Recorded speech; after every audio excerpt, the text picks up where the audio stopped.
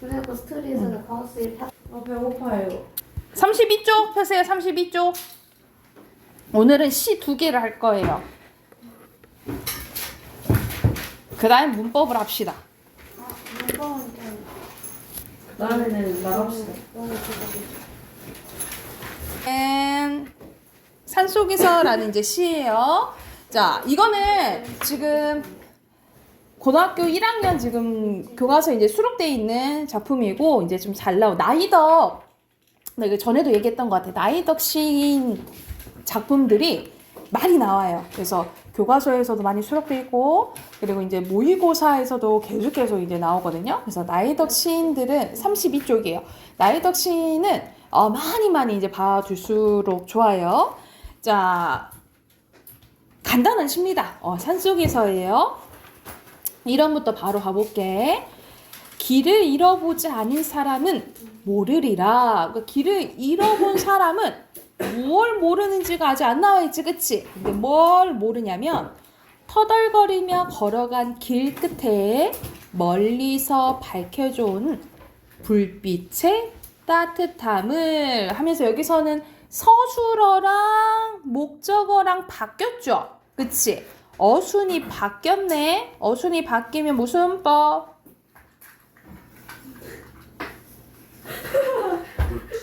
도치법. 해. 재밌어? 너무 힘들어요. 응? 전혀 힘들지 않아. 네가 이렇게 하기 싫어가지고 이렇게 해서 마음가짐 때문이야. 해야겠다 하면은 전혀 힘들지 않아요. 못하겠다. 채채. 자, 내일 채채하니까 심정이 너 저까지 채채라고 한다고 했어요. 나만 채채라 부를 수 있어.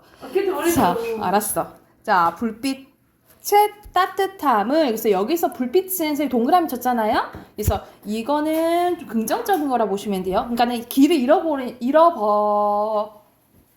잃어본 사람, 또는 말 그대로 비슷한 거 뭐야? 약간의 역경과 비싼 거요?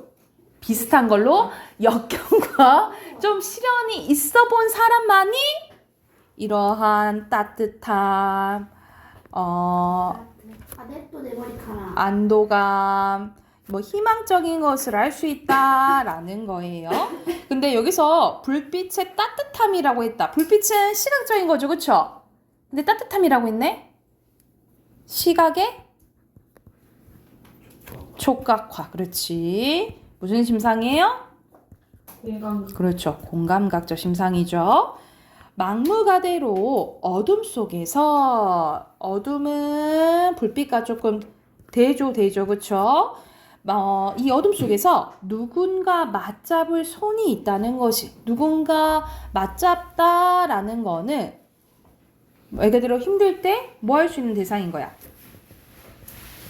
의지할 수 있는 대상을 의미하겠죠. 있다는 것이 인간에 대한 얼마나 새로운 발견인지. 산속에서 밤을 맞아본 사람은 알리라. 이것도 바뀌었죠. 도치법 나왔네. 그 산에 갇힌 작은 지붕들이 거대한 산줄기보다는 얼마나 큰 힘으로 어깨를 감싸주는지. 작은 지붕들이 어깨를 감싸준다라고 표현을 했네. 이거는 의인법. 그만큼 위로를 해준다라는 거죠, 그쵸?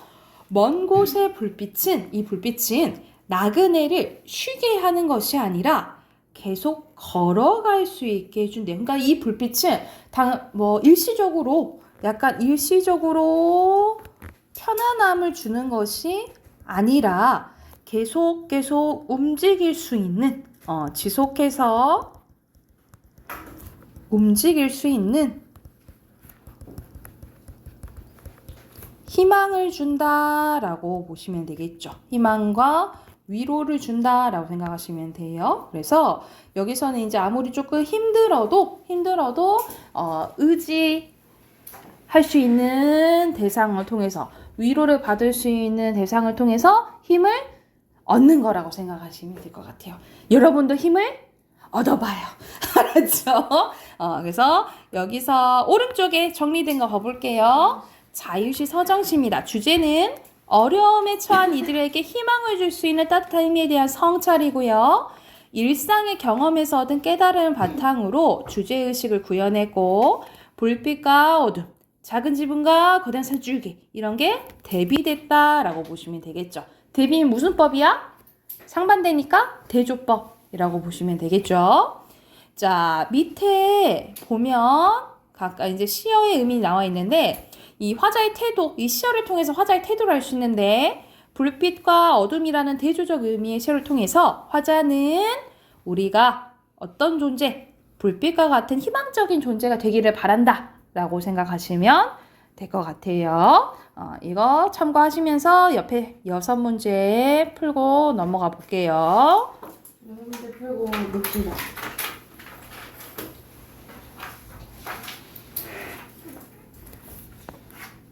답 확인해보자. 1번에 가장 적절한 거 여기서 아까 특징 1에서 나왔었죠. 이건 일상의 경험을 통해서 얻은 깨달음인 거예요. 그치? 몇 번이에요?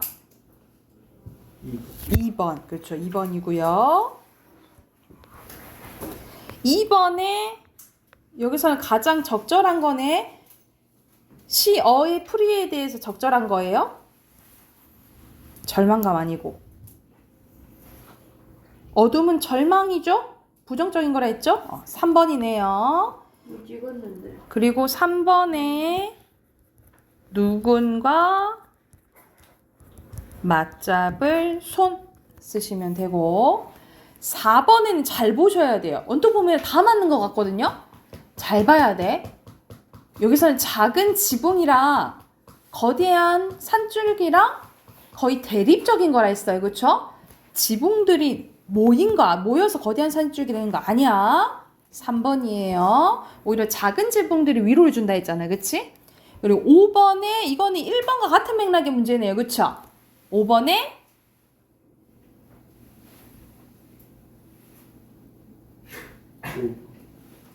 땡 1번. 그리고 6번에 이거는 도치법 얘기하는 거죠? 2번이죠. 자, 뒤로 넘겨봐. 시 하나 더 해봅시다. 한용운의 나룻배와 행인이에요. 여러분 한용운 하면 일제강점기 때 생각하시면 되거든요.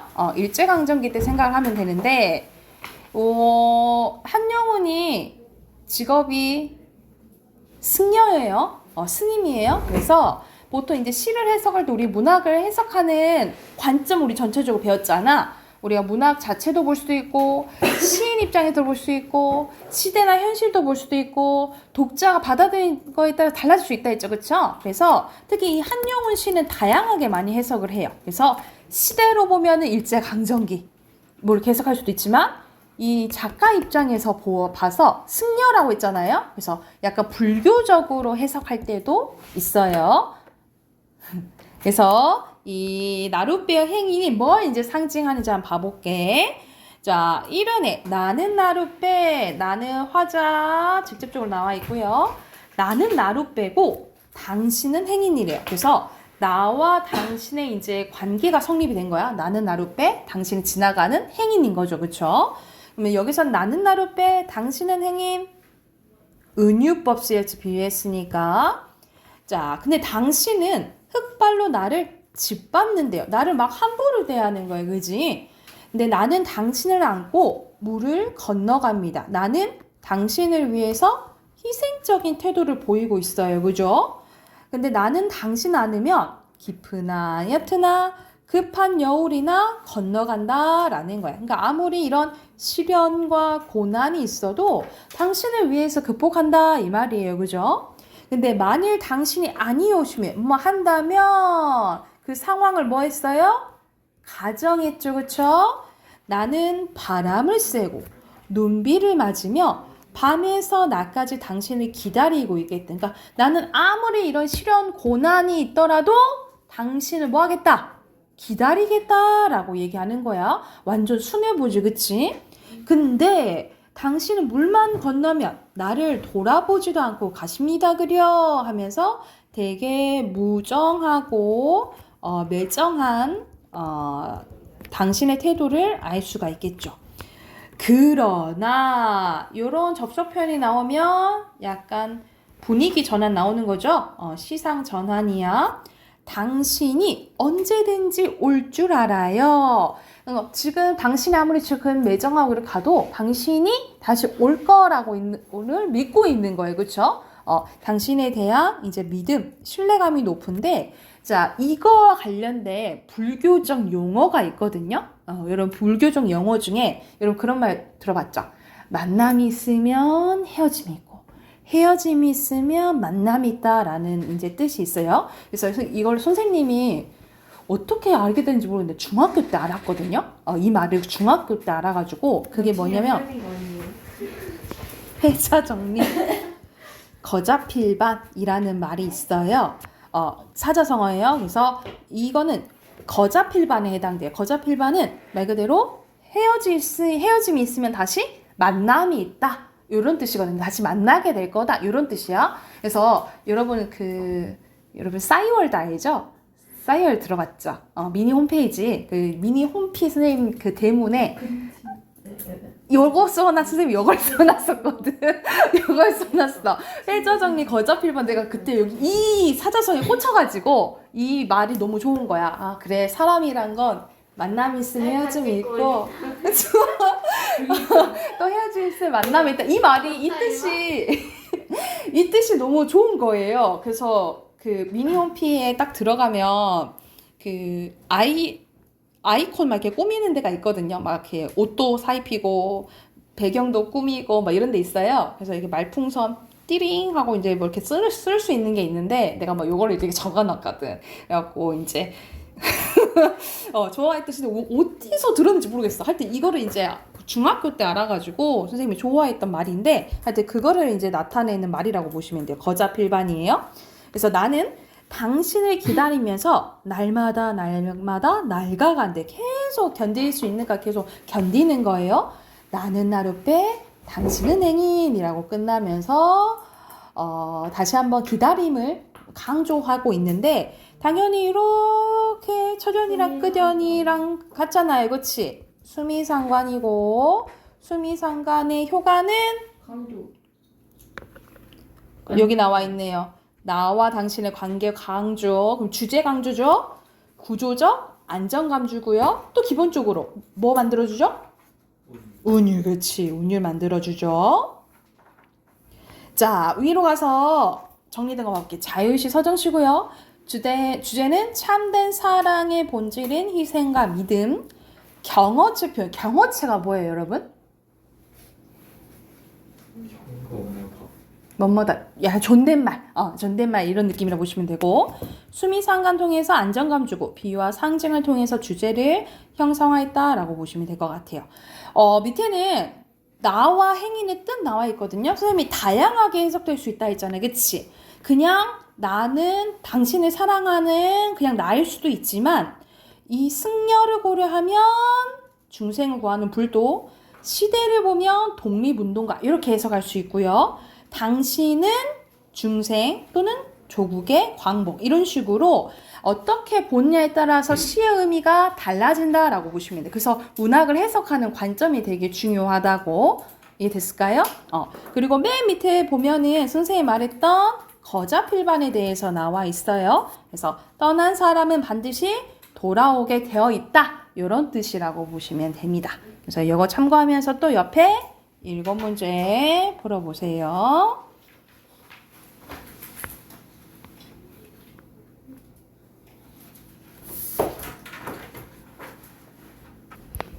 뭐냐 저. 답 확인할게요. 아저씨 이거 큰 발대. 1번에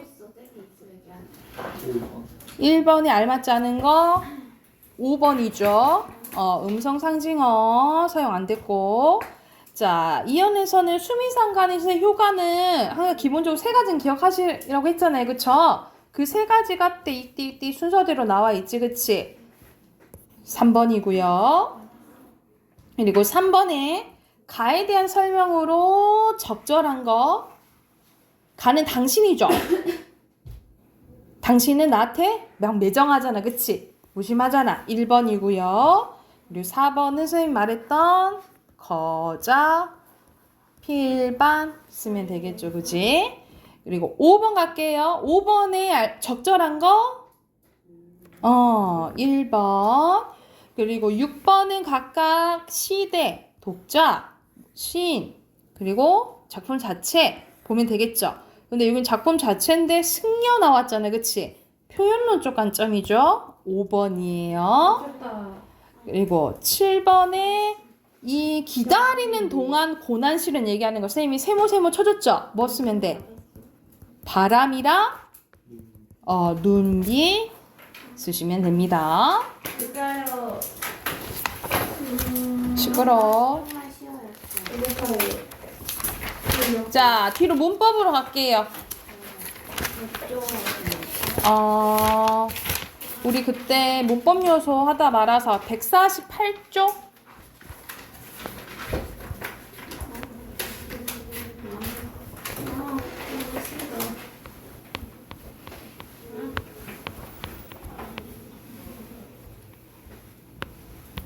정말 쉬는 게 없고요.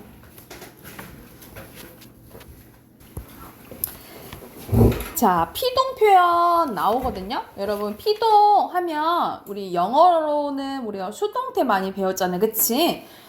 당하는 거라고 이제 생각하시면 될 것 같은데, 우리가 피동이랑 사동을 이제 구별을 하셔야 돼요. 먼저 피동은 내가 하지 않고 내가 당하는 거라고 생각하시면 돼요. 내가 당하는 건데, 근데 내가 스스로 한다.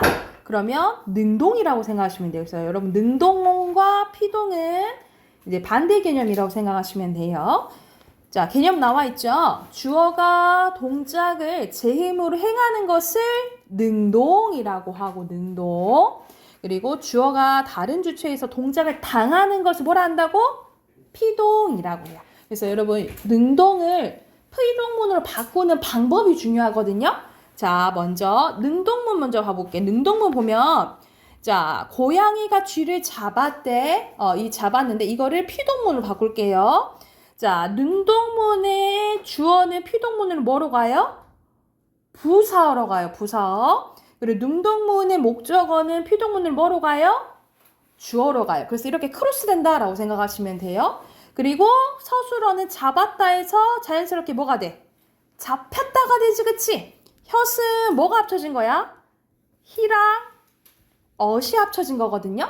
그래서 여기서 히가 들어감으로써 잡음을 당했다라는 게 들어가는 거예요. 그래서 이 히가 피동을 더해주는 피동 전미사라고 보시면 됩니다. 접사 중에 뒤에 붙는다라고 해서 전미사인 거야. 그래서 피동 전미사가 붙는다라고 생각하시면 되거든요.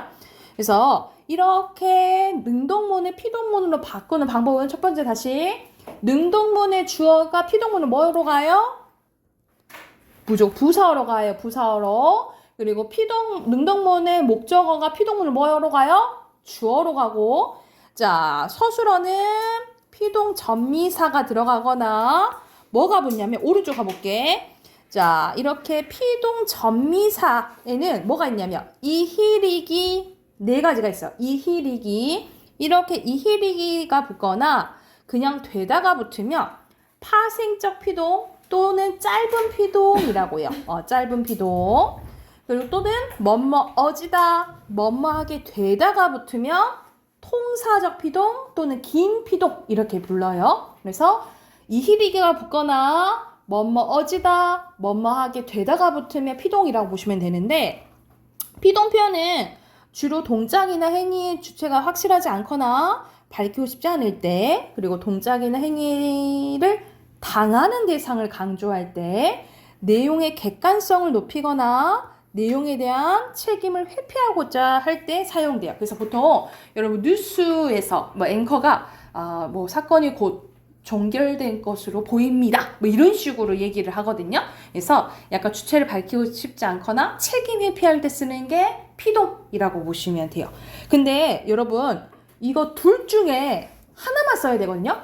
이히릭이나 뭐뭐어지다 뭐뭐하기 둘 중에 하나만 써야지 두 개 다 쓰게 되면 이중 피동이라고 해서 문법적으로 맞지 않아요. 봐보자. 여러분 보여지다 봐볼게. 보여지다의 기본형이 뭐야? 보다죠. 그치? 이거는 이 플러스 어지다가 합쳐진 거야. 그러면 여기서 이히리기 이도 쓰이고 어지다도 쓰여버렸잖아. 그치? 그래서 이렇게 두 개 다 쓰여져 버리면 이중피동이라 해서 문법적으로 맞지 않다고. 그래서 보통 뒤에 걸 빼면 돼요. 그래서 어떻게 고쳐야 돼? 보이다 이렇게 고쳐야 되고, 이것도 기본이 밑다잖아요. 밑 플러스 기 플러스 어지 플러스 다야. 어떻게 고쳐야 된다고? 미끼다 이렇게 외워야 된다고. 그래서 둘 중에 하나만 써야 된다라고 생각하시면 돼요. 이해됐을까요?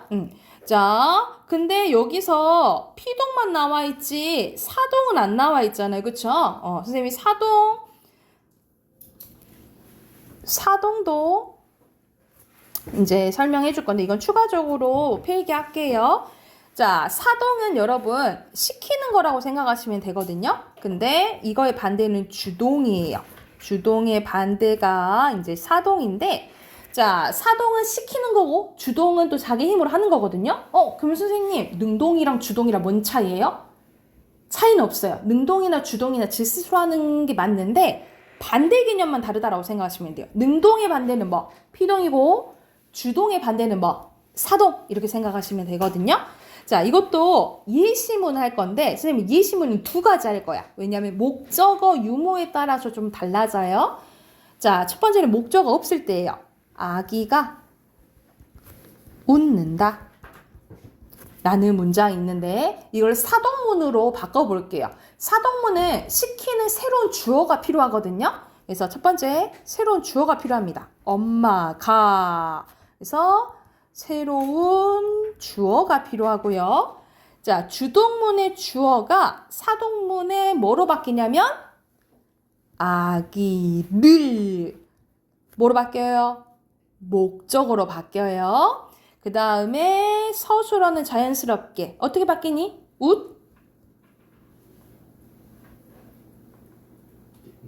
웃긴다 또는 웃게 한다 이렇게 바뀌어요. 이해됐죠? 그래서 여기서는 뭐가 들어간 거야? 기라는 얘를 뭐라 부를까? 사동 전미사라고 부르겠죠. 그쵸? 여러분 사동 전미사는 7개 있어요. 이히, 리기 똑같죠? 피동 전미사랑. 근데 거기다가 뭐가 추가되냐면 우구추가 추가돼요.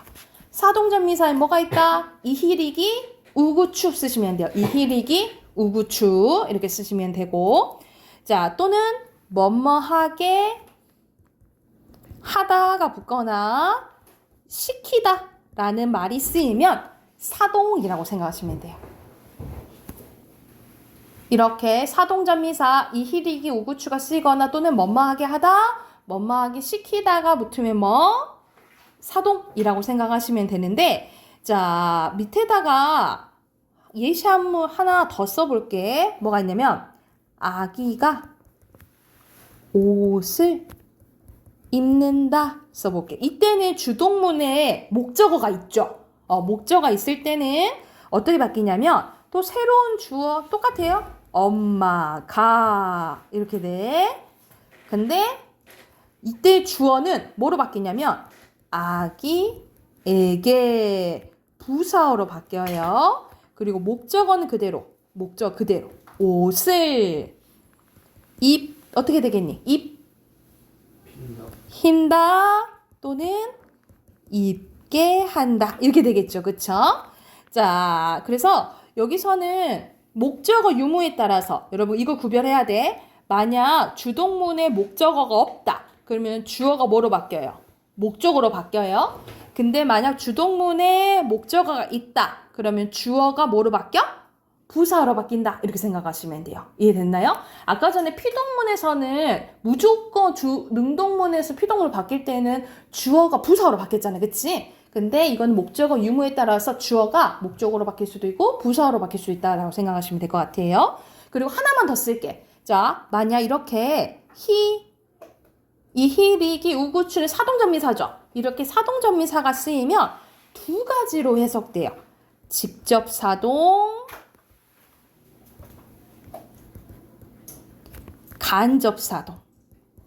그러니까 입힌다는 어떻게 되냐면 진짜 엄마가 갈아 입혀줄 수도 있고 입게 만들 수도 있다라는 거야. 두 가지로 해석이 돼요. 근데 입게 한다는 어떻게만 해석될까?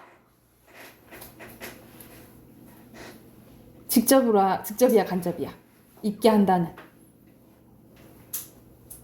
그렇지. 간접 사동으로만 해석된다라고 생각하시면 될 것 같아요. 이해됐을까요? 자, 그러면 옆에 4번 있죠? 4번 같이 한번 해볼까? 4번 같이 해보면 새우, 가 이렇게 되겠죠? 그쵸? 고래, 어때요? 애게, 먹, 그렇지. 시제 맞춰줘야겠죠? 먹혔다. 바로 쓰세요. 그리고 모기가 지우에게 잡, 채은아, 바로 써. 네, 썼어요. 바로 다 했어? 잡혔다. 이렇게 되겠죠. 그죠? 그리고 5번 가볼게요. 5번에 주어가 남에게 어떤 동작을 시키는 게 피동이에요? 시키는 건? 사동이죠. 그쵸? X. 그리고 피동전미사 이가 붙으면 파생적 피동? 맞죠? 이히리기 붙으면 파생적이죠. 피동표현은 동작이나 행위의 주체를 강조할 때 사용돼요. 피동표현은 당하는 대상을 강조할 때 한다 했죠. 그쵸? X예요. 이해됐을까요? 그러면 요거와 관련된 문제가 뒤에 있거든요. 뒤에 여러분 14번부터 22번까지 한번 풀게요. 14번부터 22번까지 풀고 답 확인해 볼게요.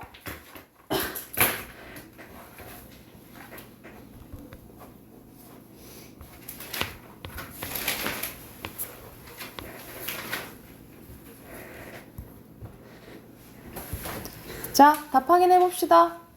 답 확인해 볼게요. 자, 14번에 피동 표현의 예로는 기본형 보시면 되겠죠? 당기다. 이건 뭐 없고, 그치? 능동이죠? 기본형이 감다죠? 근데 감기다는 뭐야? 감게 한 거니까 이건 사동이에요, 여러분. 여러분, 피동인지 사동인지 헷갈릴 때는 뭐뭐하게 하다를 넣어보세요. 뭐뭐하게 하다를 넣어봐서 말이 되면 사동 아니면 피동이라고 생각하시면 돼요. 됐죠? 그리고 먹이다는 먹게 한 거지. 그러니까 사동이죠. 그쵸? 그리고 놀리다는 그냥 놀리다 능동이잖아. 그치? 그리고 이거는 흔들림을 당한 거죠. 그치? 건물이 5번이죠. 15번 가볼게요. 여기서 적절하지 않은 것은 피동문은 능동문 위에 주어의 동작성이 당연히 드러나지 않고요. 그리고 주어가 뭐가 됐어요? 부사어가 됐죠? 그쵸? 부사어가 됐고 능동문과 달리 피동문 여러 가지로 해석될 수 있어요. 오히려 여러분 능동문이 여러 가지 해석을 될 수 있어. 봐봐. 두 학생이 참새 4마리를 잡았대. 이건 뭐야? 두 학생이 같이 4마리를 잡았는지 각각 4마리 잡았는지 두 가지로 해석될 수 있잖아. 그치? 오히려 능동문이 여러 가지로 해석될 수 있어요. 바뀌었어요. 3번이에요.